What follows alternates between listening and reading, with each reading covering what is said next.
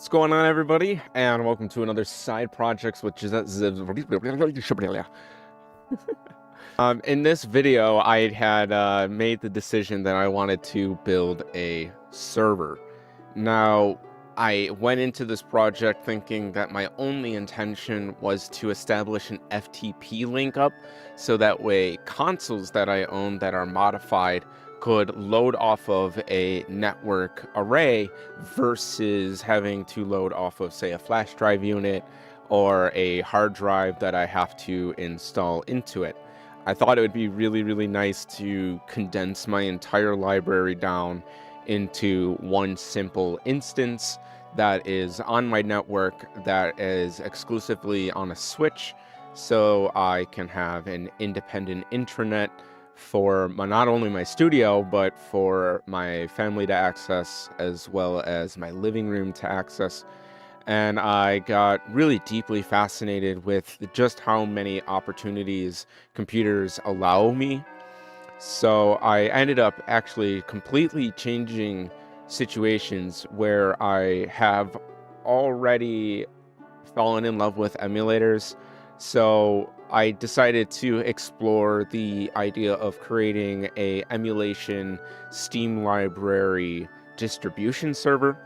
And what I mean by that is the SMB or Samba would simply have organized structures of libraries within it that would be able to be pointed at by systems very easily with a very easily memorizable string location. So IP address 1921 blah blah blah, and then you could do something like emulation games, ROMs, ROM registry, and then you could put each console, and then you could do because you could have ROMs for different things. So you might want to have video game ROMs and then like ROMs of old Windows or something like that.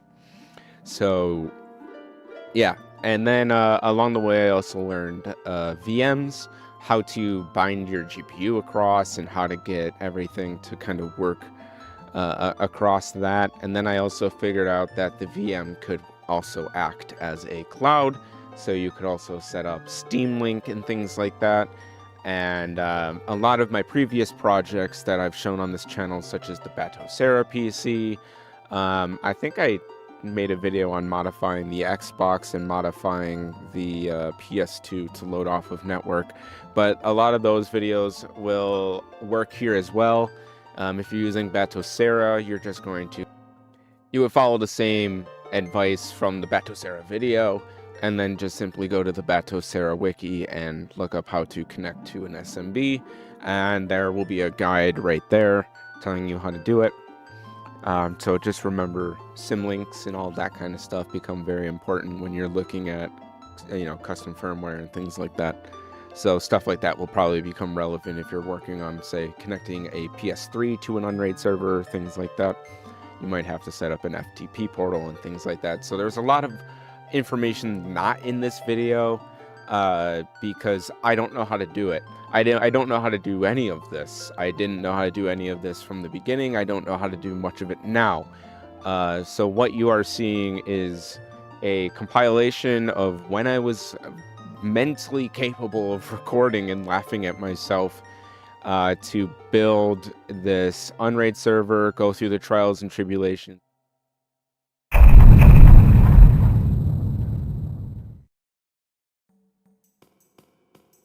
Alright, so on the very first day of the third rough cut, so this is the PC after I ordered the case, had the motherboard, ran tests with the previous motherboard, found out I had RAM issues, replaced the RAM, found out it wasn't the RAM, it was the motherboard, got a different motherboard, got a different CPU, tried a different CPU ran great, was very stable. Then I started having issues with the drive arrays. They were randomly corrupting, realized that the case that I had only had a 500 watt in it, where I thought I ordered a 1000 watt, but I didn't. So I swapped that out for a 600 watt. I took out some drives, swapped in more SSDs. I put it into a lower performance mode, lowered some of the clock speeds and things like that to kind of preserve on little bits of wattage here and there. Luckily, I'm using Ryzen. I had a R9 270 in the board. I took that out, and I had a W5100 workstation GPU also installed that I took out, and I replaced both of them with the NVIDIA GTX 1650. So it is a 2600X running 32 gigabytes of RAM at 2666 megahertz, I believe. And it is 1650 as well as a, I want to say 9 drive array now. It was originally an 11, but I think it might be an 11 now, but I don't believe so. But we'll get into it. Hey, what's going on, guys? It looks like it's time for another one of those side projects, and on today's side project, it's been over a year in the making, and I'm really excited to bring you guys unRAID for gaming. In order for you to get unRAID started, the first thing you need to do is understand how to use its USB creator. Now, luckily, once you go to unraid.net/getting/ or / whatever that is, started, or you just go to the website, free trial, download, you're gonna follow the steps down here. So make sure that everything here is compatible with what you're installing. This is important. You can only use it once, and it becomes tethered to the key that you'll be purchasing if you choose to use unRAID. They do have a 30-day free trial, and the entirety of it is, I believe, $50 for a lifetime key, or a key that is permanently on but partial update support. I don't know. So yeah, just make sure you follow this. I think I built mine using Balena Etcher, but I could be wrong. So yeah, just create your USB here, and then when you turn on your computer with the USB in, know how to access your BIOS and select which boot that you want to start from. So, you have to access the BIOS first of all, and then you need to switch the boot order to be the USB to then load unRAID. So what we're going to be building in this video is a server operating system where we're going to take a collection of recycled hard drives. We're going to take a recycled motherboard, recycled CPU, everything that I could that was recycled. So the only investment that I made is the payment for the operating system for over 6 drives. This is going to be an 11 drive system. And what we're going to do is set up a virtual machine. Also, we're going to set up a Samba that will also load games off of a third-party PC. Then we're going to set up a remote desktop viewer on our command PC that will allow us to switch between desktops to be able to see the multiple PCs within the house. That way we can move files around, do updates, install applications, we can move ROMs around, we can move games around, we can have a dedicated launch off of the system, we can have it launch off of the Samba. We can play with all of that. We can have a VM that runs servers for LAN parties, or even just servers for your Discord group. And we'll get into running PS2 servers at some point, but I don't think we're going to be able to cover that in this video. So, welcome to Side Projects with Zeph, and today we're going to completely change how you play video games and view entertainment in your household. Now, of course, first things first in this side project, you gotta get yourself a big old PC.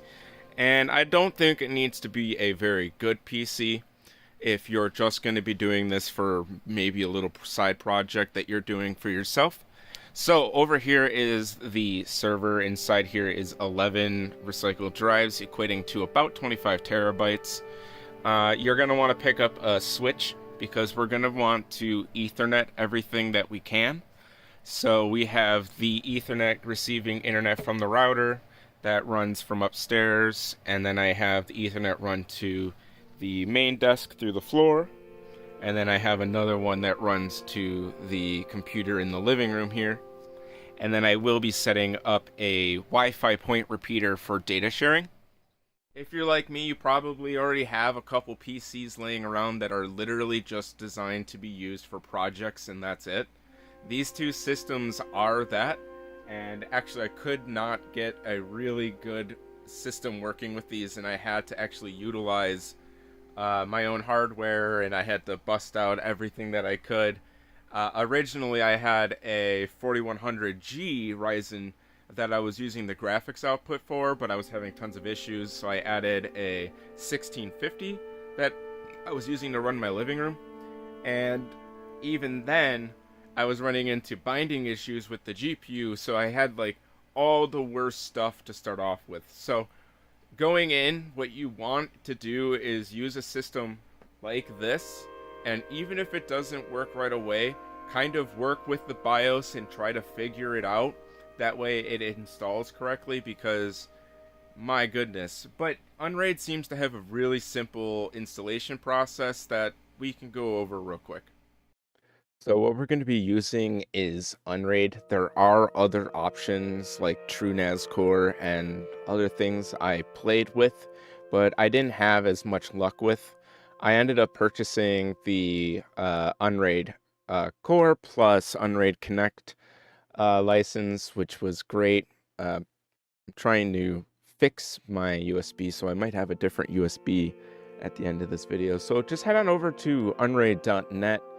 So once you have unRAID installed and it's up and booting, you will go to your main command center like I am at now, and you will access the IP address of the system. It should be on the screen like you saw earlier on your main monitor where the server is set up, and it will give you an IP address at the end. You'll go to that IP address and you'll log in, or you'll create a user login, and then you'll follow that information.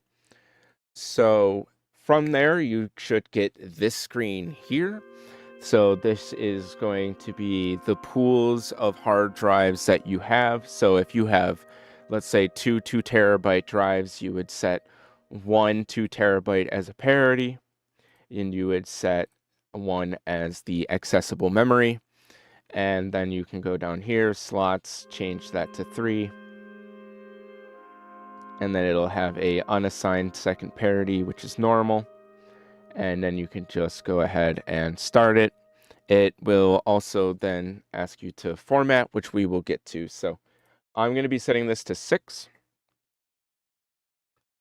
And I'm going to be adding 2 6 terabyte drives here. My parity is going to be a 100% copy of my drives that I will be accessing. So this will be a 4 terabyte. This will also be a 4 terabyte.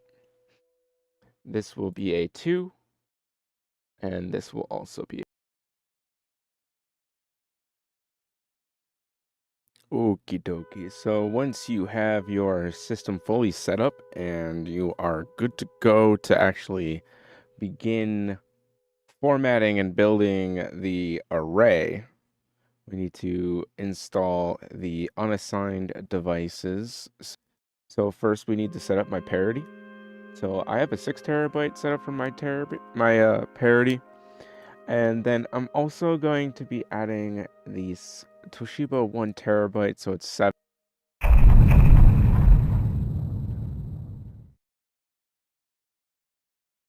Made a decision last second. I'm gonna swap out the R9 because the driver issues that I've been facing. I'm gonna put the 1650 in the server instead, and then I will save the W5100 for a different project, and I'll use the R9 in there for its graphics and everything for the TV. Next, we gotta get this one taken apart, and some of the parts need to go from this one into this one, and then we will be on to trying to program it, which hopefully works with a new USB, which is gonna happen with me in different clothes. Yeah, I'm still in troubleshoot hell, but I think I have it narrowed down to how I want the entire array to work. So these two are the 6 terabyte parity drives that I want to use. These are the 2 4s and the 2 2s that are going to work with the parity drives. And then I have this 1 terabyte PNY drive that I was using as a cache, but I'm now going to use as the VM. If we go inside, I have another solid state here. And then I have another one there. I don't live somewhere where you can go to like a Best Buy or nothing, so PNY is what I get from Walmart. And I don't know where this came from. SP. But I think I'm going to make that the cache with this as the backup cache. But I don't know if I want... Well, it shouldn't be a problem if this is on the cache. Oh, so much building and so much troubleshooting. And alright, we got one drive in. We got the top one in. I believe that's a 6 terabyte. So underneath it, we're going to do, for this cage, we're going to do the other 6 terabyte. Then we're going to do the 2 4s. These will go back on the back plate here. I'm getting better at this, right? Stupid autofocus. I'm currently using my OnePlus. I have a setup where I'm going to be recording off of my computer, and I'll be using the Redmi Note lens. I'm going to pass it through USB. However, currently, I can't patch it through, and I don't know why. My buddy brought up a good point, and he said, is it possible that this is causing issues because anything that doesn't have smart? I think this uses the smart, the RAID controller doesn't. I'm not sure. I don't know if this RAID controller could be causing issues. Also, he said that the length of these cables can matter as well, the SATA cables. I don't think that would really matter because it would still have to go into memory and be distributed, so that would just be probably the latency. And then he also mentioned, like, these are different RPMs and different drives, but I understand it's a JBOD. The system is supposed to already take care of that. And I know that these speeds are slow, that's why I'm caching with an SSD. Pull the data from the parity that is stored in the array. So, parity backs up all the data that's on the array. The array is a copy of what goes to the cache with the right addresses. And then whenever I load something, it goes from the array to the cache, and then it would go to me. So, as long as I have all of that understood correctly, if I set up these two as the cache, this is the VM, array, and then parity, this should work, and we should be good to go. Conquered.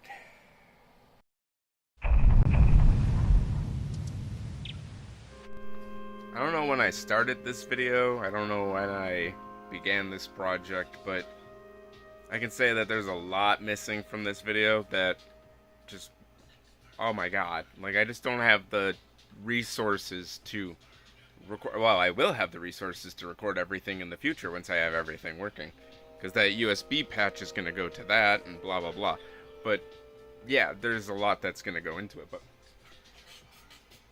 this project has been 4 times as long as the Batocera PC. I have been collecting these parts for years at this point to be able to even kickstart this project. And so some people will have easy access to a lot of these parts. Some people can just go on Facebook and buy a couple PCs and throw one of these together, no problem. But I just didn't have those resources. But so we changed it to the 600 watt, like I said, and then we took out 2 drives, and then we rebalanced everything, so this just looks so much nicer. It's so much easier to close. And then we can come around to the front. We still have the PNY VM, and then we have all the drives with ample airflow this time. And this one here, I don't have any airflow on, so we got to kind of figure out what's going on there. I do have the oversized fan mod for the side panel. And then these fans in the front, you can see,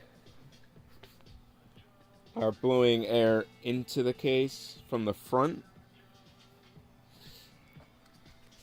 And then out the exhaust there.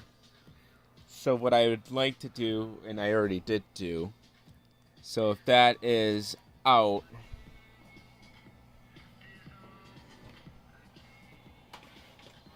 then that would be in. Hopefully. Because if that's in, then I'm just blowing air around straight into the side of the case, and it'll fit perfectly with where I'm setting it to always have good airflow. And then obviously we swapped out for the 1650, so I'm going to go ahead and close this whole thing up, get it powered on, and then we're going to reformat everything so you guys can follow along with how to do this yourself.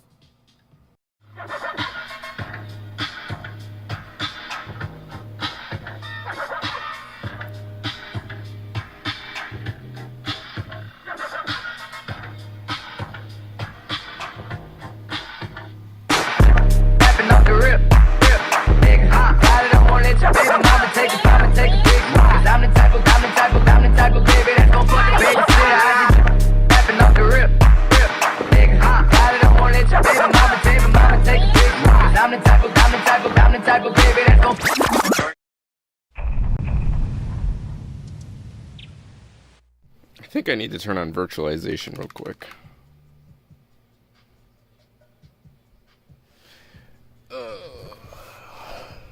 So when you're setting up your BIOS, there's a couple things that you might normally do, such as DSOP. I would recommend you don't play around with your DSOP at all.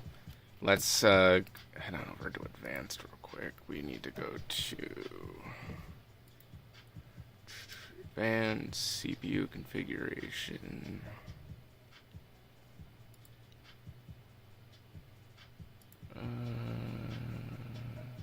They're all enabled, so I must have it on. So if you're on AMD, virtualization is one of these. SPM. Enable, disable CPU. Okay. So we can make a VM. We're good. Okay. It won't let me go.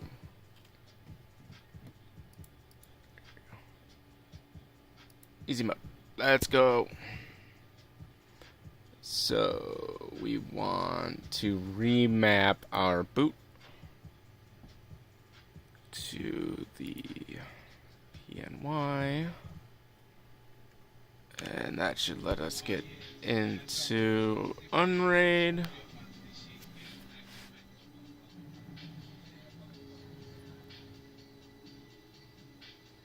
Okie dokie. So once you have your system fully set up and you are good to go to actually begin formatting and building the array, we need to install the unassigned device. Make sure you make a shares access account. See what happens. So we're gonna go doot view, and then yes. Okay, for those who want a VM, so what I did is segregated 2 terabytes across 2 drives, and I am going to add 2 separate pools. So this one is going to be called the Windows VM boot, and that will have 1 slot, and that is going to be essentially the C drive, as it were. And then I'm going to add another pool, and this is going to be called the share, and this will also be the Toshiba. So now we have the 2 drives. So I'm going to start the array in maintenance mode.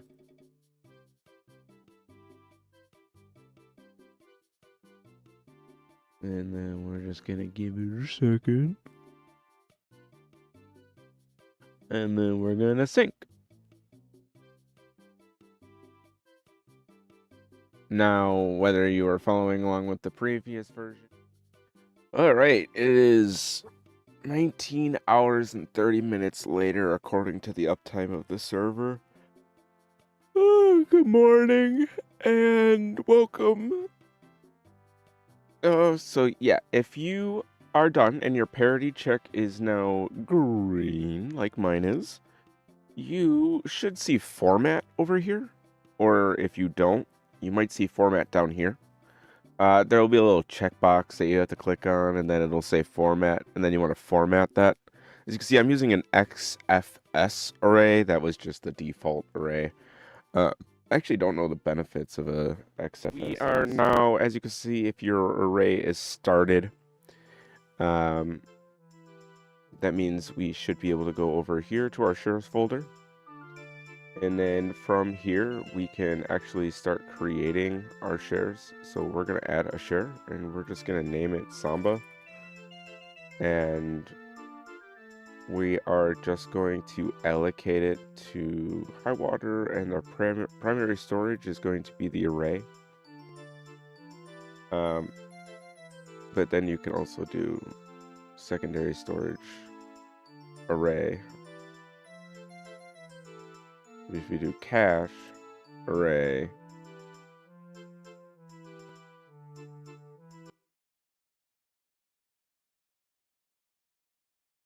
that right? Mover action cache to array, yeah, boom.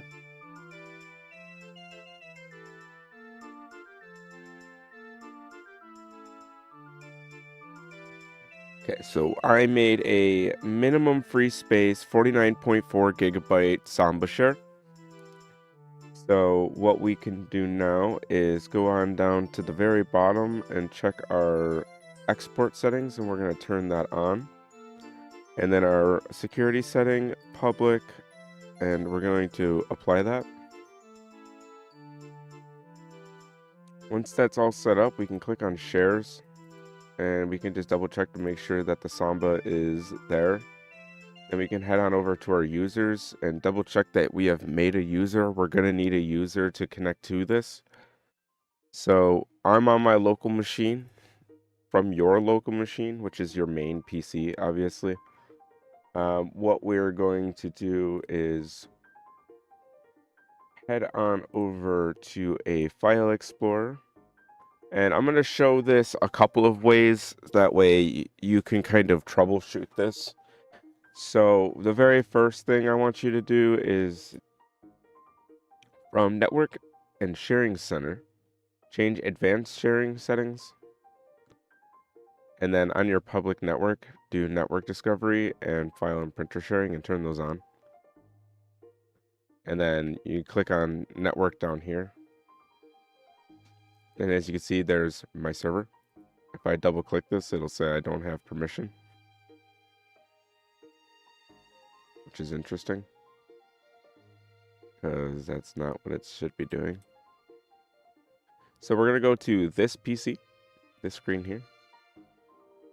Click on the 3 dots in the top right and map a network drive, and I'm going to type in my IP address for this server. 168, 182, and then it would be /Samba / So it should look like that. And I just want to make sure it pings. So yeah, it pinged. We're good. So I'm going to use my user account that I made on my server. And there's the Samba.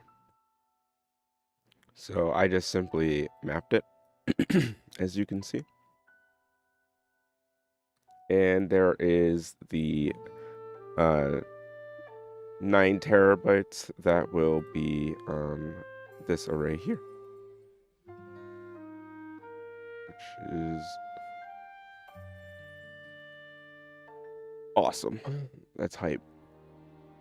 So now that this network exists, the 192.168.1.182, if you are connected directly to a router, you can access it from the 2.4 gigahertz Wi-Fi. You can connect to it from the 5 gigahertz Wi-Fi, and you can also connect to it from other Ethernet on the network. I'm not sure if it's okay to run everything through the router. It might be too much for the router. I have a switch, so that way things can speak to each other directly, so hopefully it's kind of ignoring the router. I don't want that to be overly used. But yeah, we have it. We should have read and write, I would think.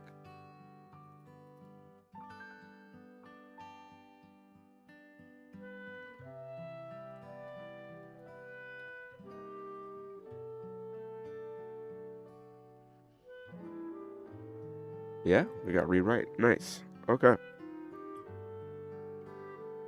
So now that we have that, I don't know why I like to do this whenever I do an FTP server video or a how-to video, but I always gotta do these fucking shitty phone shots for clarification. I think it's very human to like physically see me do it and interact with it.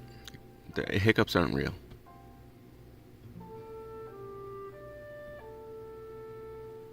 So we're gonna remove this old Samba.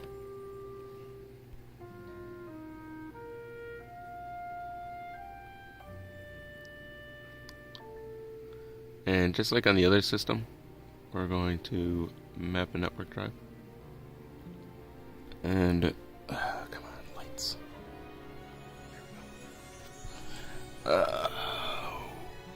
We're gonna my name. And then the password's gonna need 2 hands.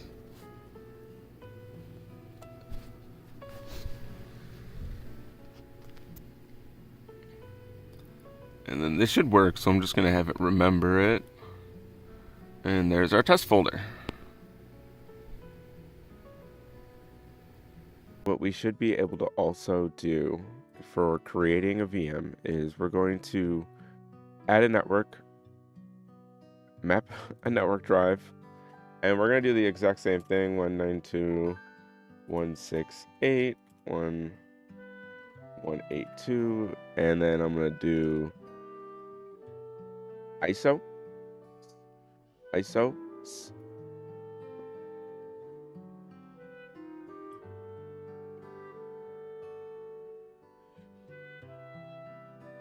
No, is it not? Let me check the server. ISOs. Export on.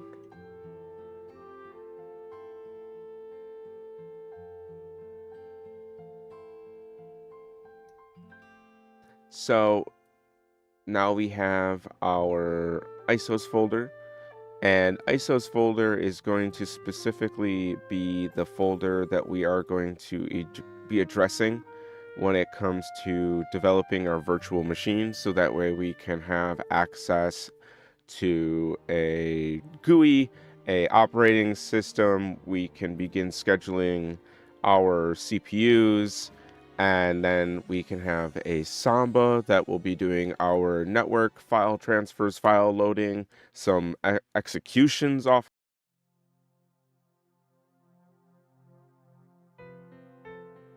So as usual, the very first thing we want to grab is a copy of Windows 10. I'm actually, for this video, going to be attempting to do the VM of Windows 11.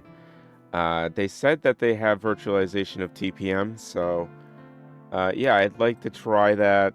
out.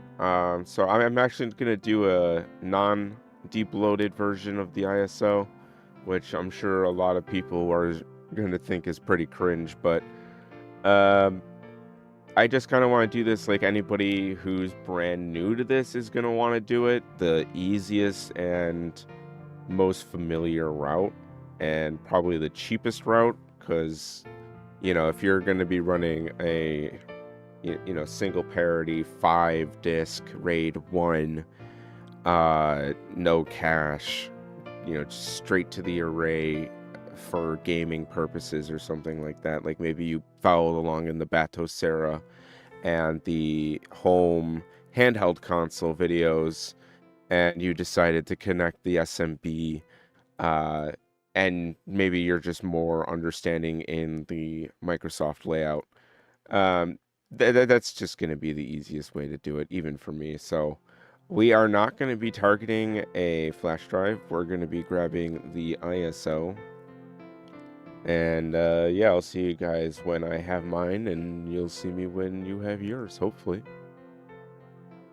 And then you should get to a screen like this one, where it says, here's your file, we're done, good fucking job, $5 has been sent to not you. Okay. So we have the ISO. We're just gonna go ahead and delete that. We can cut this. We can go down here, go to ISOs, drop it in there. We go over to shares. We go over to ISOs. We click on this. We'll see Windows ISO. Okay, it's currently in the cache, as you can see. Oh.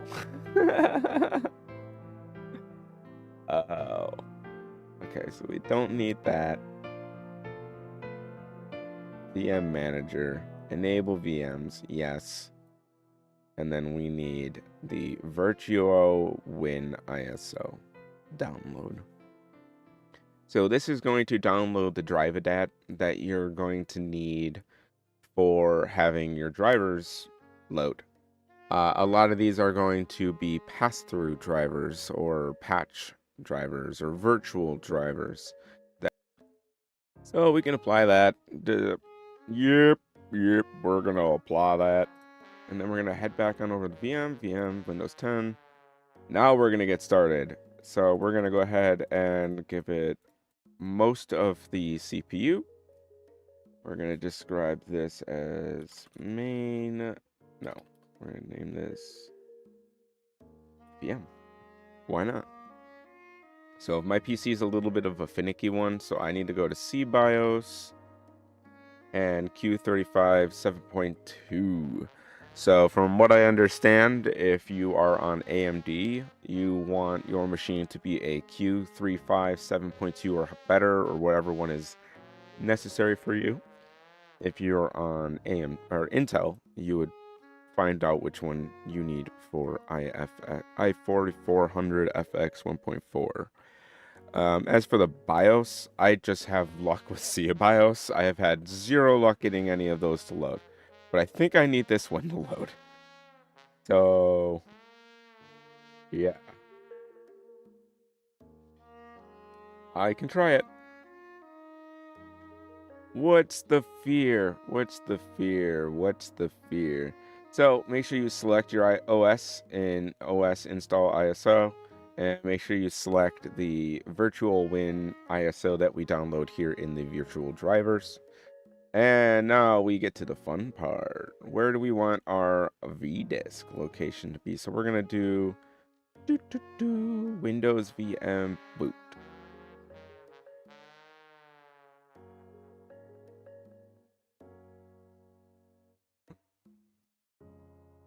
Yeah, right. Is that the one I really made? PNY Windows VM boot. Yeah, okay. All right. Primary serial will be... Yep. And then we're going to do this button here, this plus button. And second disk. And we're going to add... What did I name it? Share? Share. And this is just the array. Okay, so share. Share, boom. So we're gonna make this 990 gigabytes. Let's do that. And then we'll make this 990 gigabytes as well. Why not? And then we want these in QCOW. And then we're gonna use VNC. And then we're gonna pass through the GTX 1650. Now, if you don't remember, I showed you in the catch-up how to patch it, so you should just follow along with that. NVIDIA device. No, I didn't. So here's how you do it. So you're gonna go to your server. So for me, I'm just gonna hit my home button. We're gonna go to settings. No, we're not going to settings. We're going to tools, system devices, and then this PCIe devices and IOMMU groups will appear. On the left-hand side, as you can see, I can select these, which means I can then tether them to the vBIOS, which means they will be loaded at boot. So if you change anything in this, you have to restart the entire server. So as you can see, I have the IOMMU group 22 tethered here, and they are binded to VFIO at boot. So if I select that, I'll have to restart the system, but I'm not binding anything right now, so I'm not going to select that. But that's how you bind it. And we should be good to go. Oh, memory. Duh. We're gonna I got 32, so I'll patch through 16. Okay, let me make sure we're all good. Is this doing anything? Is this doing anything? No. Okay. Create. I think I have a pop-up blocker. I do. No, this is not what I wanted to see.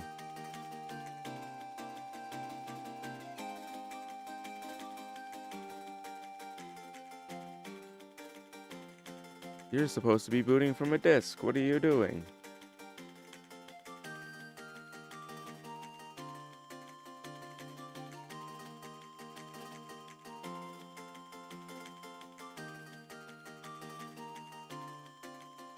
Do I have to enable USB boot?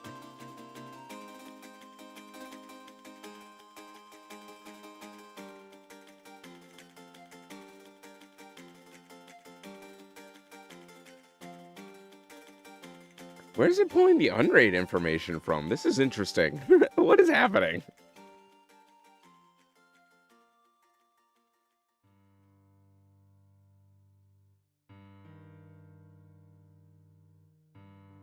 Oh, it could be pulling it from the USB. Okay. Interesting. Interesting that it pulled the unRAID information. So we're just going to proceed with installation as normal because it doesn't have access to the array. It can't see it.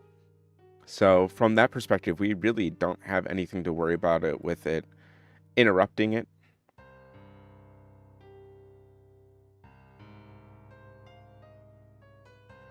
So you're going to run into this issue where it's going to be like, oh, we can't find the storage driver.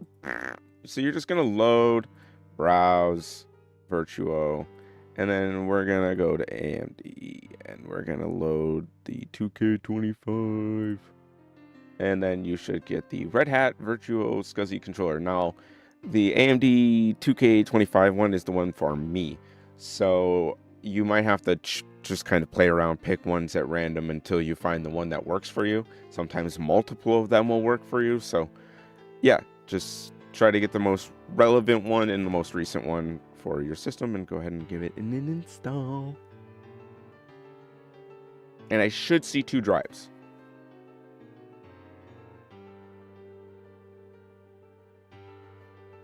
Which I do. So we're going to do new, apply, new, apply. And then we're gonna go ahead and we're gonna do it on this one. Hitting new on both of them, I believe, is supposed to just immediately make them appear as available space or format them. If not, I'm kind of debunking a personal family myth. This should go pretty quick because it's just writing to itself. It's moving at internally. It should be moving at around 113 to 135 megabytes a second, which isn't fantastic. Like my main. I know I'm probably gonna get questions of like, oh, why do you show the IPv4 LAN address and things like that? And I think it's pretty straightforward. It's a LAN address. It's a local address, something that you guys.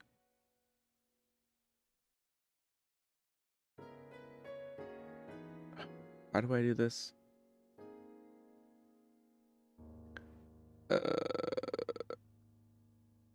Would be what?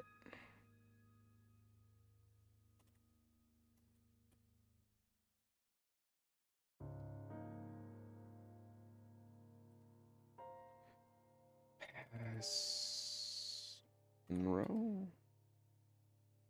Nice.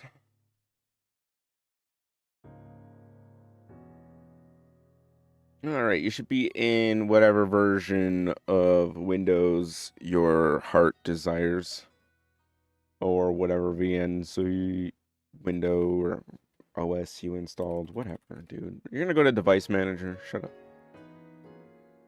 and we're gonna right click on the Microsoft. No, we're not. We're gonna go to Ethernet controller. We're going to go to Properties. We're gonna go to Driver. We're going to update the driver. We're going to browse our computer. We're going to select browse. And we're going to do this drive and hit OK. Include subfolders.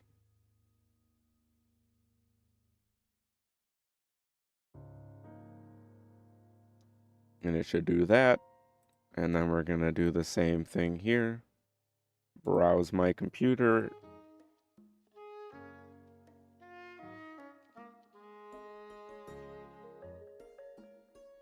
As you can see, we now have a connection to the internet. And we're just going to do it for everything.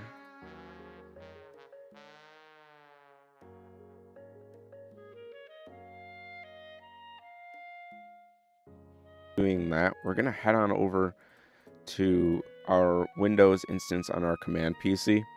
We're going to scroll on over to where our taskbar is. And this little icon here is your desktops. As you can see, I have multiple desktops set up here.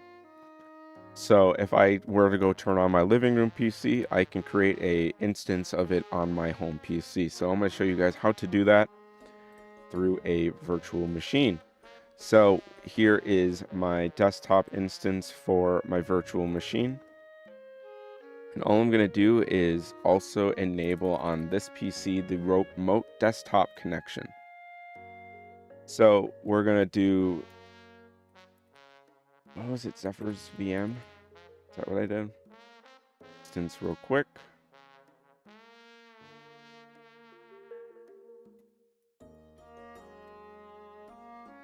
Okay, there it is. And then we can go ahead and try to connect. Zephyr VM. That was close.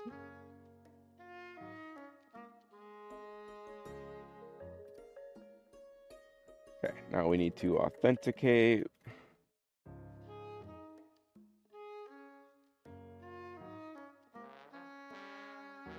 Oh, wait, I forgot.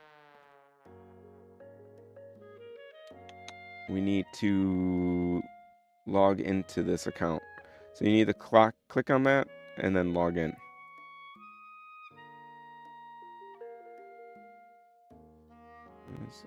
Should be able to log in.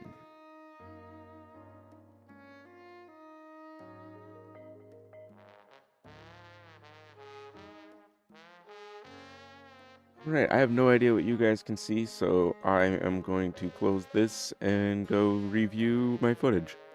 Alright, so I have confirmed that you guys can see everything I'm doing. So if we flip on over to the right, we can go to the VM, show more options, display, and make sure you select use all my monitors. Very important. And yeah, use all my monitors for the remote session. That's what you want right there.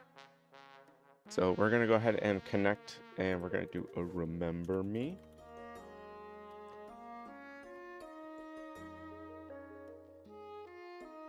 Don't ask me again.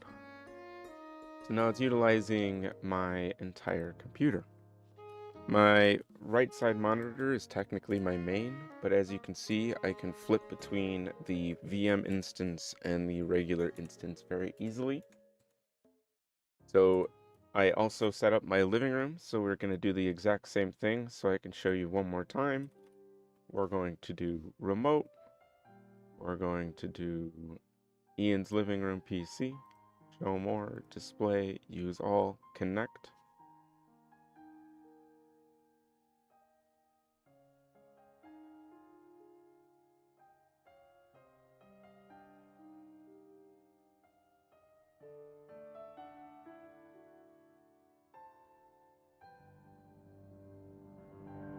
And then this is an older system. It's just meant as like a pass-through. So we can actually, again, just come on down to the taskbar, click on it, and then flip over to whatever system we're working on. Alright, hopefully you are sticking with me. So we are flipping back over to the VM. I got my Firefox installed. Okay, so we are on the VM. We want to pin this to the taskbar because that's what I use. That's not this taskbar. How do I? There we go. We need GeForce Experience so that way we can install the correct driver. Should really set up my Stream Deck.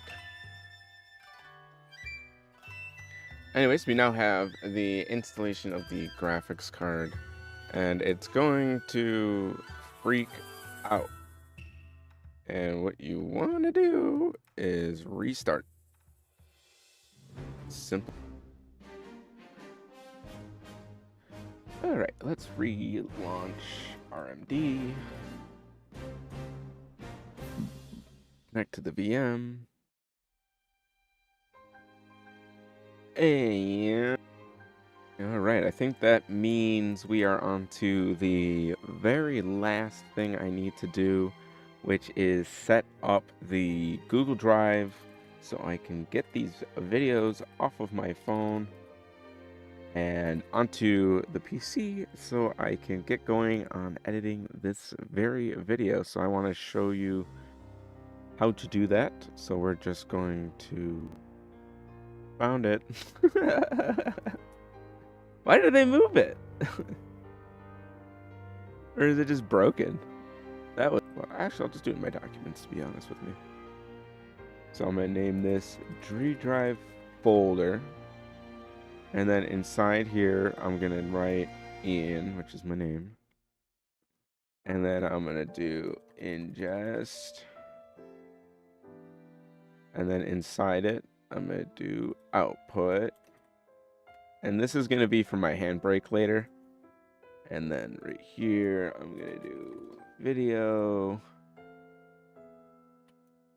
photo, share prompt. All right. We're going to add a folder. And we're going to do doot. And then we're going to do new G folder.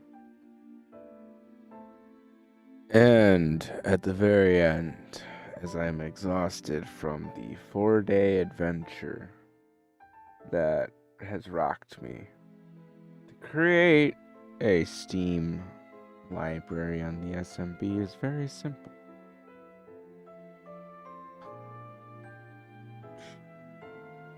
Don't look at that.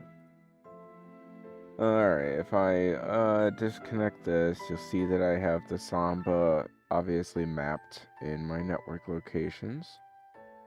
We head on over to Steam, settings, storage, and then add drive, and then your Samba, and then I already added it, and then boom, and then repair.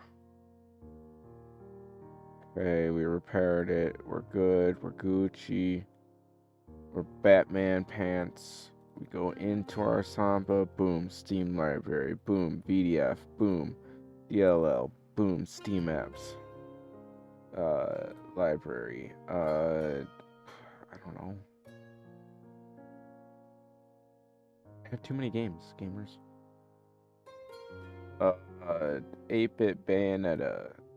Nope. These are all going to be streamed because they're installed somewhere else, aren't they? Yeah. 8-bit Bayonetta. This computer. Install. Samba. Install. Stop.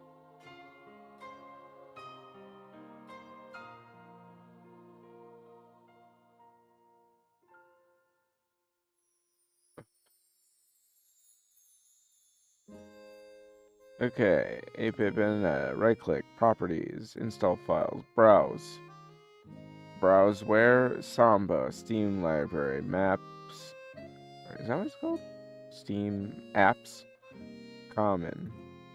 8-bit Bayonetta. 8-bit Bayonetta. Run.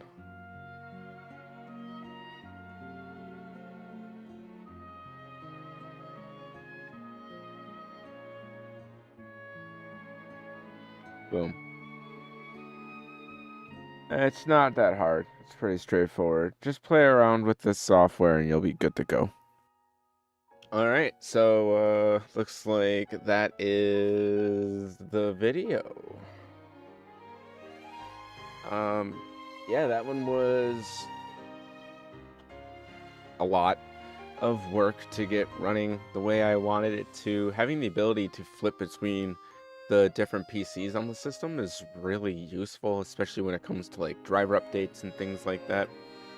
But as long as you have things like schedulers set up where you could even set up probably, full near complete boot down sleep modes where the only thing it's looking for is its cursor.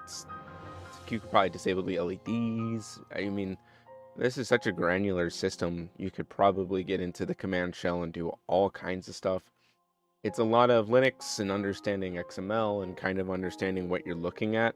But hopefully this kind of gives you guys a pretty good understanding. Obviously, I didn't record everything I did. This is, I believe, the 4th iteration of the server, and hopefully the final iteration of the server, which is why I think one of the 6 terabyte drives died. I had purchased that secondhand. It had already been in a server, so that was a huge, and then it died, so what can you do? I lost the drive.